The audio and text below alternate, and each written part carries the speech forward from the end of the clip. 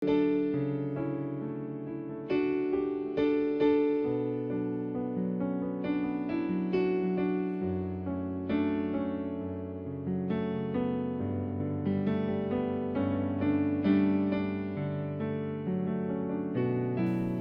Bapak Ibu yang dikasih Tuhan. Kita berjumpa lagi dalam suasana ibadah dalam minggu kali ini. Kita akan mendasari ibadah tetap juga sama suasananya, ibadah di rumah-rumah. Dan kita dasari dengan kebenaran firman Tuhan yang terambil dari surat Ibrani pasal yang ke-11 ayat 1 sampai dengan ayat yang ketiga. Yang begini bunyi firman Tuhan. Iman adalah dasar dari segala sesuatu yang kita harapkan dan bukti dari segala sesuatu yang tidak kita lihat. Sebab oleh imanlah telah diberikan kesaksian kepada nenek moyang kita.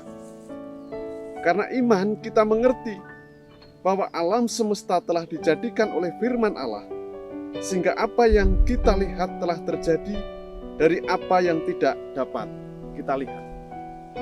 Demikian jauh pembacaan firman yang disebut berbahagia kita sekalian yang merenungi dan melakukan dalam kehidupan. Bapak Ibu yang dikasih Tuhan, dalam kesempatan kali ini sebelum kita masuk dalam perenungan firman Tuhan, saya akan bacakan satu puisi yang ditulis oleh Ruth A. Morgan yang di situ bicara soal oleh iman bukan karena melihat. Yang begini bunyi puisi itu. Kadang saya sedih, saya tidak tahu mengapa. Hati saya sangat menderita, seolah-olah beban dunia ini telah diletakkan di dalam hati saya.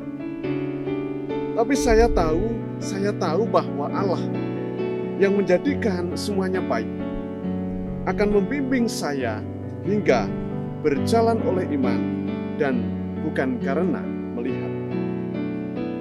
Dan meskipun saya tidak melihat jalan yang Ia rencanakan untuk saya pergi, jalan yang nampaknya gelap sekali, tapi saya yakin Ia tahu. Hari ini Ia menuntun langkah saya yang lemah. Hari esok ada di tangannya. Ia meminta agar saya tidak pernah takut, tapi berjalan oleh iman dan bukan karena melihat. Saat kabut menutupi hari-hari, matahari akan bersinar lagi. Saya akan melihat keindahan di dalam bunga-bunga. Saya akan mendengar burung-burung kembali bernyanyi. Maka saya akan tahu tangan Bapa di sorga menuntun saya ke jalan terang. Karena seraya menaruh tangan saya padanya dan berjalan oleh iman dan bukan karena melihat. Demikian penggalan puisi yang ditulis oleh Ruth A. Morgan. Dan berkaitan dengan iman, penulis surat Ibrani juga menjelaskan panjang lebar tentang iman.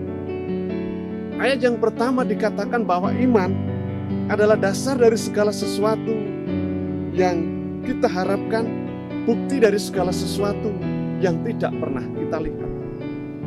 Pracayaku cenaning samu barang kang kita harap-harap, dasare samu barang kang kita harap-harap, cenaning samu barang kang ora kata.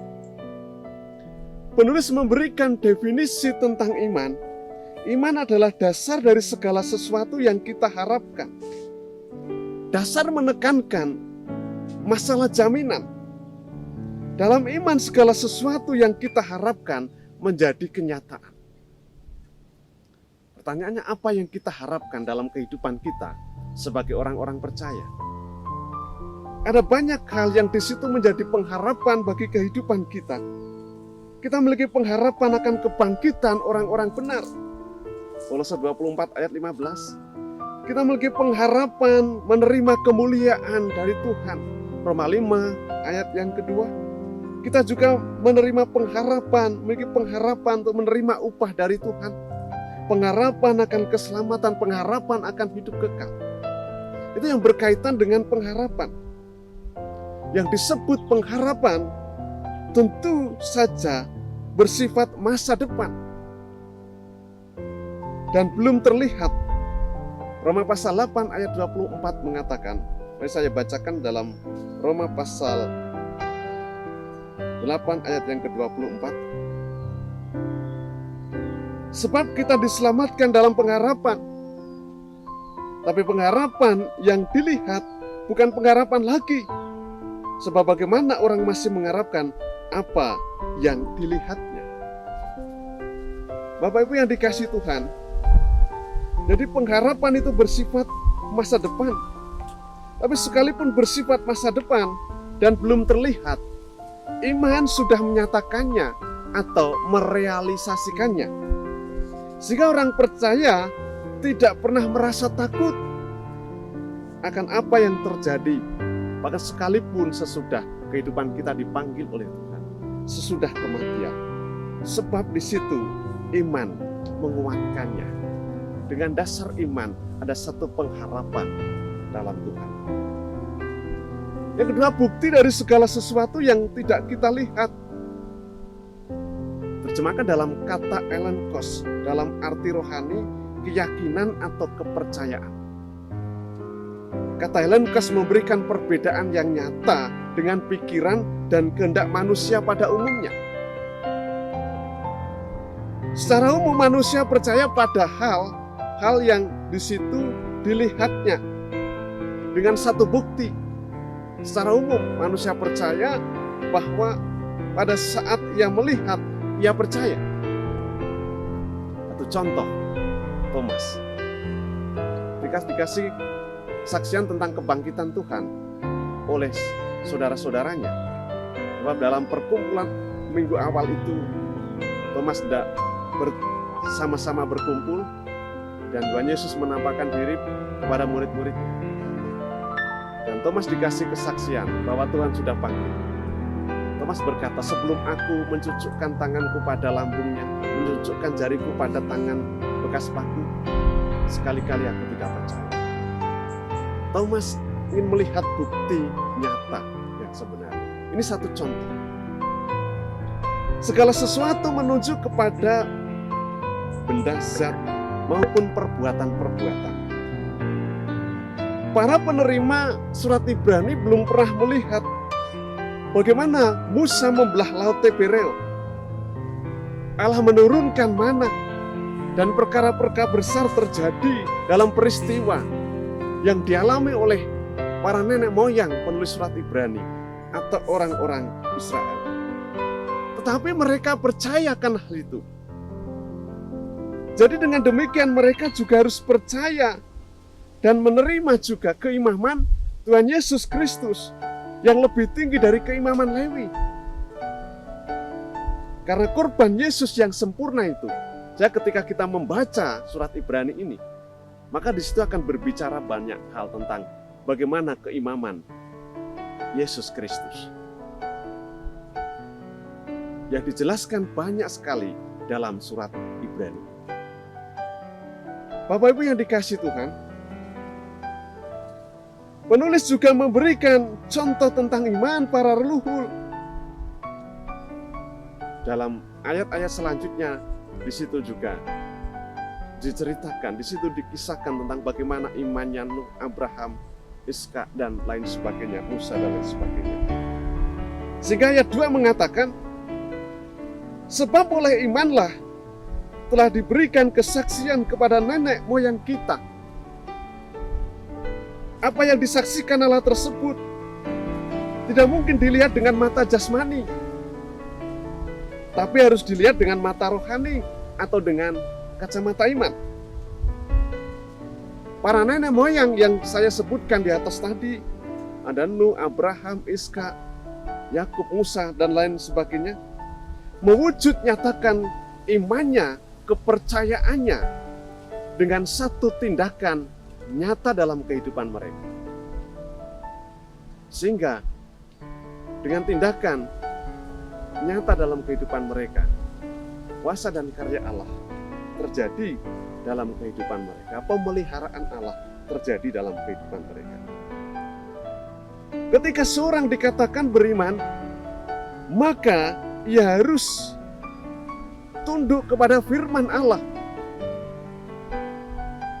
Orang yang beriman adalah orang-orang yang bertindak sesuai dengan firman Allah, bukan orang yang berdiam diri saja. Memang pada saat-saat tertentu orang Kristen akan berdiam diri saja, sebab sudah tidak bisa berbuat apa-apa. Dan Allah akan menyatakan kuasanya dan kemuliaannya. Tapi itu waktu-waktu tertentu saja. Sedangkan secara umum, iman merupakan satu tindakan nyata berdasarkan firman Allah. Sehingga kalau kita baca ayat selanjutnya, bagaimana Nuh mewujud nyatakan imannya dengan satu tindakan.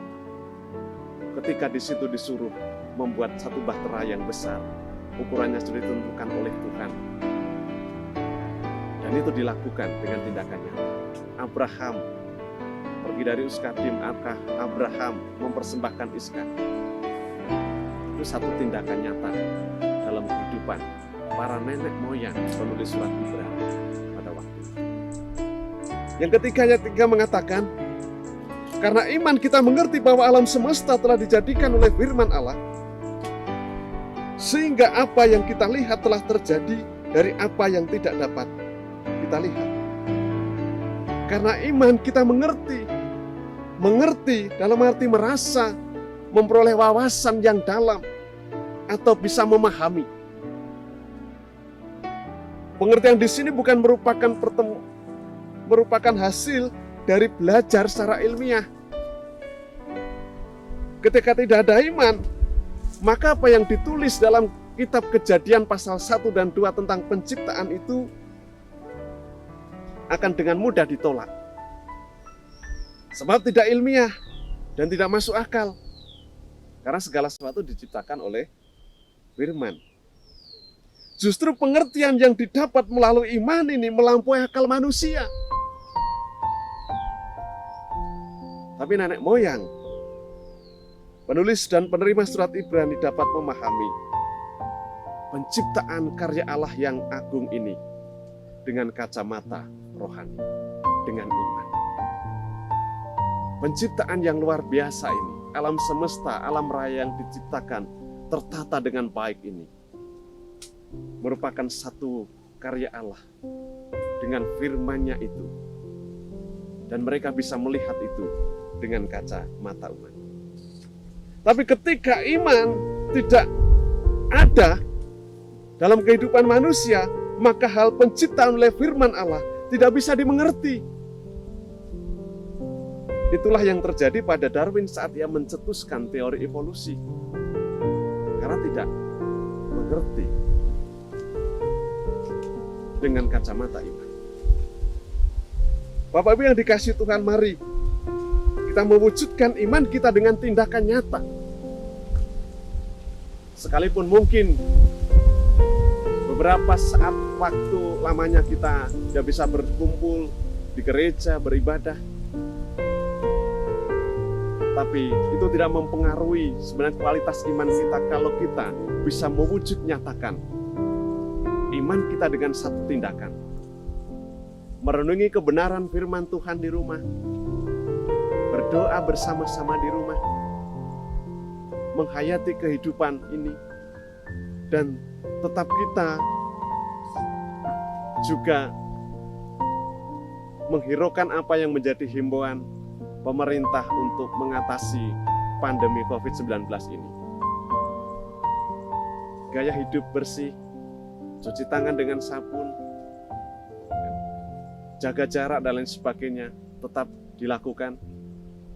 Maka penyebaran virus ini tidak begitu cepat penyebarannya. Tapi untuk memutus mata rantai itu, kita juga harus melakukan dengan satu tindakan nyata. Sekalipun kehidupan kita adalah orang-orang yang disebut dengan orang beriman. Iman harus juga diwujud nyatakan dalam tindakan nyata. Kiranya Tuhan Yesus memberkati. Amin.